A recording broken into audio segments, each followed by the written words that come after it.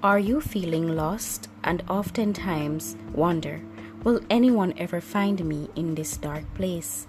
I feel you, I see you, I was there until I found Jesus and His grace. Welcome to the If It's Just One podcast. I'm your host, Stashani Atkins. I must admit I don't have it all together, but I believe with a little encouragement we will make it to heaven together. We oftentimes underestimate the power of one, but Jesus left the 99 for one. And so, if this podcast only reaches one person, that's all that matters. This podcast will be focused on encouraging you, my brothers and sisters, to rise above the challenges that prevent us from being who God has called us to be. Stay tuned. We really need each other. Hello everyone, welcome back to another episode, and today I want to talk about rebuilding in spite of distractions. Many of us might be in a season of our lives where we are rebuilding. We might have gone through a season that has destroyed our lives. Some way or another, the enemy has managed to break down our walls of defense and has stolen our joy, our peace, our hope, our strength, and many of us have started to rebuild our lives because we want to be who God has created us to be. But the enemy does not want us to become who God has called us to be, and so that's why he will try to distract us during our season of rebuilding. Hence why I call this episode Rebuilding in Spite of Distractions. The devil loves distractions because when we are distracted, we tend to take our eyes off what God has called us to do and who God has called us to be and put them somewhere else. And that is just what the devil wants. He doesn't care what we do as long as it keeps us away from God. And so if the enemy knows that rebuilding our lives will get us closer to God, he's going to distract us. Distractions are often things that look good to us, but they are not what God wants for us. And as we are rebuilding our lives, we will constantly see the devil offer us cheap substitute for the real blessings God has in store for us. But after this episode, I hope you will be encouraged to reject those offers.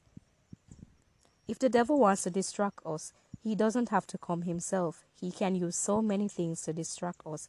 He may use opportunities, and of course, there are some opportunities that come our way, and we think it is a golden opportunity. But there's a saying that says, not everything that glitters is gold. And as Proverbs 14 verse 12 says, there is a way that seemeth right to a man, but the end thereof are the ways of death. Another way the enemy tries to distract us is through discouragement. So during your season of rebuilding, he will send some kind of discouragement your way, whether it's through people or circumstances in our lives. And another way the devil distracts us is through relationships. When we start to rebuild, we might see people popping up in our lives to distract us. And he knows if we get into the wrong relationships, we will be distracted, and instead of rebuilding, we might find ourselves in a season of heartbreak and bitterness, and that is a setback because when we could be rebuilding our lives, we have to be healing from heartbreaks. He may even use social media. There are times when I say I'm going to read my Bible, but I end up on YouTube watching a video. So as I said before, the devil doesn't have to distract us himself.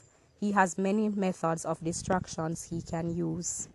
Today we're going to look at the story of Nehemiah and how the devil tried to distract him and the people of Jerusalem when they were rebuilding the wall of Jerusalem.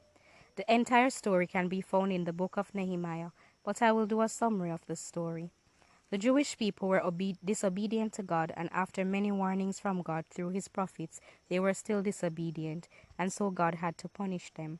He allowed the king of Babylon and his army to defeat them and destroy the city of Jerusalem, and the king of Babylon ordered most of the Jews to live in Babylon, which was a long way from their country called Judah.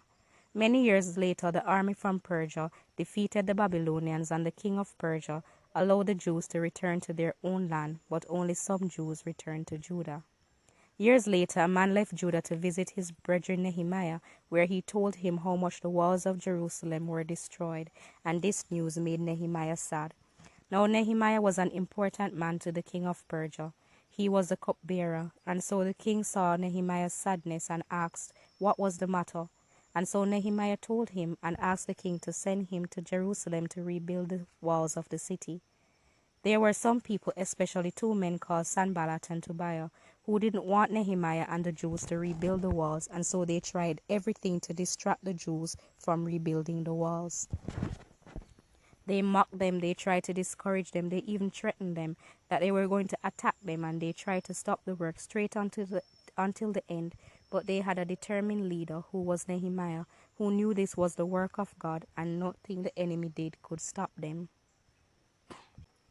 There's an instance in Nehemiah chapter 6 when Nehemiah has finished rebuilding the wall and had not yet set up the doors and the gates. The enemy sent unto Nehemiah, saying that he should let them meet in one of the villages in Ono. But they were plotting to harm Nehemiah.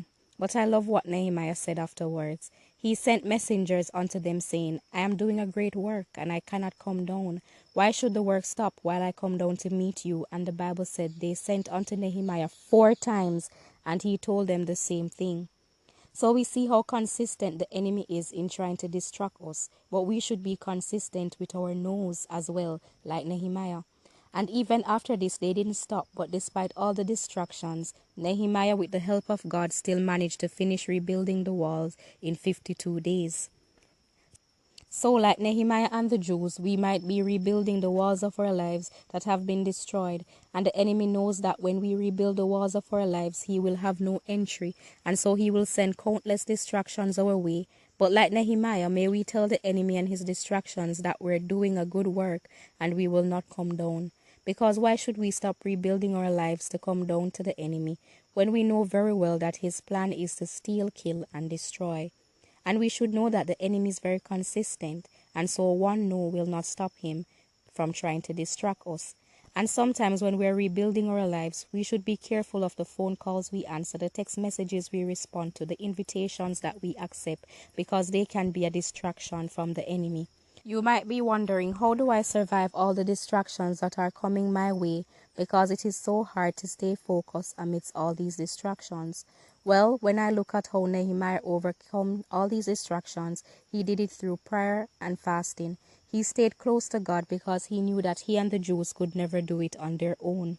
Even before Nehemiah started building, he sought the Lord in prayer for 4 months, and even during building, he continued to seek the Lord. And so if we want to successfully rebuild our lives, we have to rebuild it on the firm foundation and the rock of our salvation, which is Jesus. He is unshakable, and so it doesn't matter what distractions come our way, we will not be moved. And so if there is anyone listening today and you're tempted to refrain from rebuilding your life because of the distractions the enemy is sending your way, today I implore you to rebuild your life on the solid rock, which is Jesus. Jesus cannot be shaken. He cannot be moved. If you have been trying to rebuild your life on your own, today I implore you to give your life to Jesus, because he has already left the 99 to help you rebuild your life.